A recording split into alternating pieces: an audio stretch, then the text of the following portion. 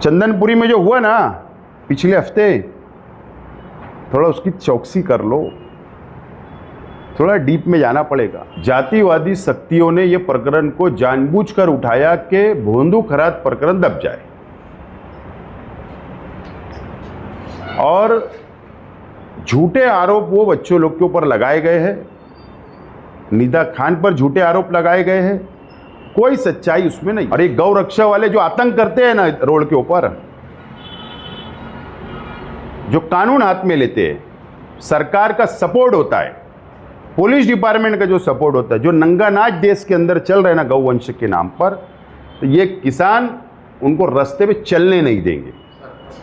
इस मामले में गिरफ्तारियां हुई, जमानत नहीं मिली, तकलीफें जो है लोगों की ओर बढ़ते जा रही हैं, तो क्या? नासिक टीसीएस प्रकरण में जो निदा खान वाला मामला है धर्म परिवर्तन का, जो 6 लोग अरेस्ट है और एक साथ निदा खान, ये 7 लोग उसके अंदर आरोपी है। माइनॉरिटी डिफेंस कमेटी के जिम्मेदार होने की हैसियत से मैं वहाँ गया था नासिक। जो दानिश नाम का लड़का है उसके परिवार ने मुझे बुलाया था, बातचीत हुई है और उसकी बेल एप्लीकेशन दाखिल है। माइनॉरिटी डिफेंस कमेटी दानिश का केस लड़ेगी, ये बात का हमने फैसला किया है। और जो नेक्स्ट तारीख है बेल एप्लीकेशन की, उसके ऊपर हम लोग वकील ले जाकर मैं खुद भी वहाँ पर हाजिर रहूँगा और हम लोग केस लड़ेंगे। उनके परिवार वालों से जब आप मिले तो क्या बात हुई, क्या उनके जो लगाए गए आरोपों के बारे में? नासिक में भोंदू खरात जो प्रकरण स्कैंडल जो बाहर आया था, तो वो स्कैंडल को दबाने के लिए ये निदा खान वाला प्रकरण, टीसीएस प्रकरण बाहर आया है। उसमें कोई सच्चाई नहीं है, कोई सच्चाई नहीं है। जातिवादी शक्तियों ने यह प्रकरण को जानबूझकर उठाया कि भोंदू खरात प्रकरण दब जाए, और झूठे आरोप वो बच्चों लोग के ऊपर लगाए गए हैं, निदा खान पर झूठे आरोप लगाए गए हैं, कोई सच्चाई उसमें नहीं है। भारतीय जनता पार्टी को और आरएसएस को, बजरंग दल को ये प्रकरण के अंदर मुसलमानों को बदनाम करना था और भोंदू खरात प्रकरण को दबाना था, इसके सिवा कुछ नहीं है। ईद अभी करीब है और वो शक्ति इतनी बढ़ती जा रही है कि रास्ते पे आप कुर्बानी करेंगे नहीं। जानवर को, यानी जो जानवर ये है कानूनी है, उनके भी लाने जाने में बहुत ज़्यादा तकलीफ हो रही है, तो आप क्या? मैं तो बंगाल के मुसलमानों को मुबारकबाद देता हूँ। वहाँ पर सरकार का परिवर्तन हुआ, सरकार बदली, भारतीय जनता पार्टी बीजेपी की सरकार आई और वहाँ की सरकार ने निर्णय लिया कि कुर्बानी हम करने नहीं देंगे। वहाँ के बंगाल के मुसलमानों ने क्या फैसला किया कि हम बड़े जानवर की कुर्बानी नहीं करेंगे।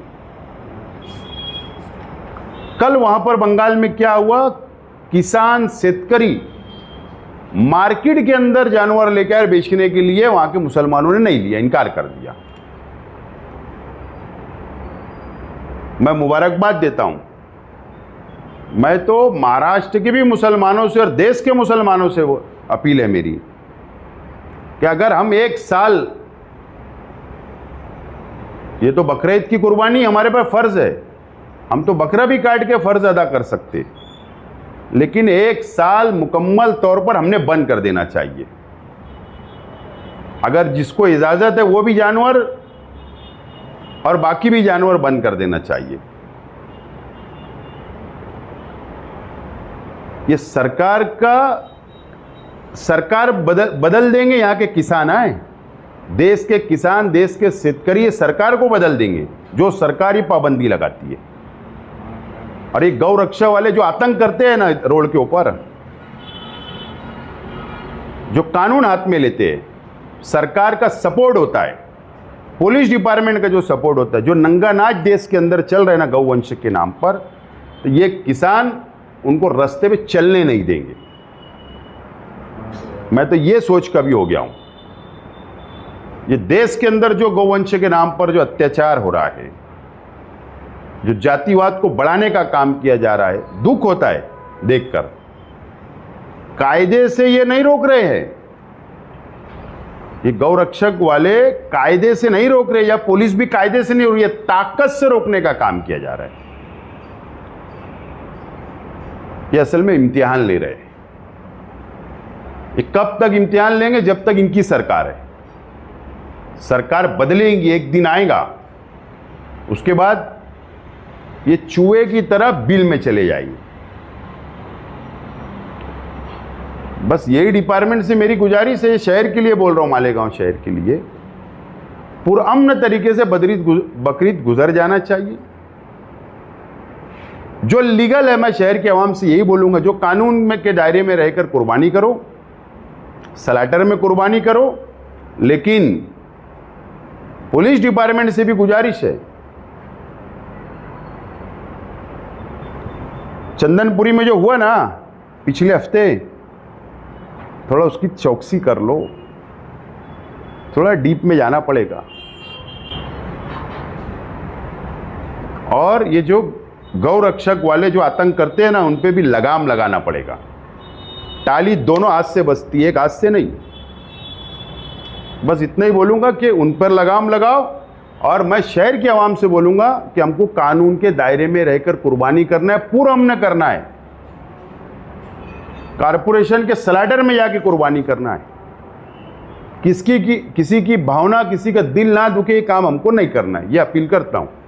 डिपार्टमेंट की तरफ से शहर में लाउड स्पीकर से ऐलान किया जा रहा है कि जो घरों के पास कुर्बानी करते हैं, अगर ऐसा कोई पाया गया तो उसके ऊपर कानूनी कार्रवाई की जाएगी। मतलब मैं तो यही बोल रहा हूँ ना, शहर के आवाम ने भी एहतियात करने की ज़रूरत है। शहर के आवाम ने, कारपोरेशन स्लैटर बनाती है, वहाँ ले जाओ, पौती बनाओ और कुर्बानी करो। घर के बाहर, घर पर कुर्बानी नहीं करना चाहिए, ये भी मैं अपील करता हूँ शहर के आवाम से। अगर डिपार्टमेंट कर रहा है तो अच्छी बात है, कानून का पालन होना चाहिए, और मैं भी यही अपील करता हूँ कि कानून का पालन हमको करना है। बस डिपार्टमेंट से ये गुजारिश है, दोनों हाथ से टाली बजती है, एक हाथ से नहीं। उधर भी लगाम लगाओ। लोकसभा का अगर हम मेंबर ऑफ पार्लियामेंट चुन कर देते मालेगांव शहर के अवाम, तो हमारे कोई फ़ायदा उधर नहीं होता, कोई फ़ायदा नहीं होता। न शहर का विकास, न शहर का डेवलप होता है। हम पदवीधर मतदार संघ के अंदर एमएलसी चुन कर देते तो कोई हमारा फ़ायदा नहीं होता है। हम कारपोरेटर के जरिए जो एमएलसी चुन कर जाते, उनको भी चुन कर देते तो वो भी कुछ फ़ायदा उधर नहीं करते। शहर का विकास, शहर का डेवलप, कोई फंड नहीं लाते। हमको सिर्फ वापरने का काम करते। आज तक हम वापरे गए। शहर ग्रेजुएट वोटर भी वापरे गए, आम वोटर भी पार्लियामेंट में वापरे गए, इस्तेमाल हुआ। पदवीधर में भी हमारा इस्तेमाल हुआ। कोई इनसे कुछ फायदा नहीं है शहर को। बस आते, नमस्कार, हाथ जोड़ना, सलाम, दुआ, ईद के ऊपर ईदगाह पे आना, बुके दे देना, मुसलमानों को मुबारकबाद दे देना, सिर्फ ये बेवकूफ़ बनाने का धंधा है। लेकिन जो अभी एमएलसी का चुनाव है 19 तारीख को, उसके लिए हमारी भी नज़र बनी हुई है। हम ये चाहते कि कोई सेकुलर उम्मीदवार सामने आए मैदान में, और उसके बाद हम पार्टी, इस्लाम पार्टी, हम लोग समाजवादी पार्टी, हमारा अपनी मीटिंग हुई है, कांग्रेस पार्टी भी थी, हमारी मीटिंग हुई कि पहले नज़र बना के रखो उम्मीदवार सेकुलर कौन आता, कौन बीजेपी से आता, कौन शिवसेना से आता, कौन कांग्रेस से आता, कौन शरद पवार साहब की राष्ट्रवादी से आता, इस तमाम ही चीज़ें के ऊपर हमारी नज़र है। कल से नॉमिनेशन शुरू हो रहा है, 2-3 दिन में और मैं आपको इसके ऊपर बाइट दूंगा। क्या ऐसा भी हो सकता है कि इस्लाम पार्टी की उम्मीदवारी करे? ऐसा नहीं, हमारी ताकत नहीं है। हमारे पास 40 वोट है समाजवादी और हमारी कांग्रेस की 3-40, और भी हम अगर मेहनत करें तो 2-5 सीट वोट बढ़ा सकते। ताकत नहीं है। वजह है कि मेयर इलेक्शन के अंदर आपने देखा कि कौन किसके दर पर गया था, तो हम क्या भरोसा करें। तो खैर हमारी ताकत नहीं है। इसके लिए कम से कम 300 वोट होना चाहिए, 300 कॉरपोरेटर नगर सेवक होना चाहिए। जब उम्मीदवारी करने में मज़ा भी आएगा। सिर्फ फॉर्म नॉमिनेशन करना मैं समझता हूँ ठीक नहीं है। बहरहाल हमारी कोशिश होगी कि हमारी चाहत भी है कि सेकुलर उम्मीदवार सामने आना चाहिए।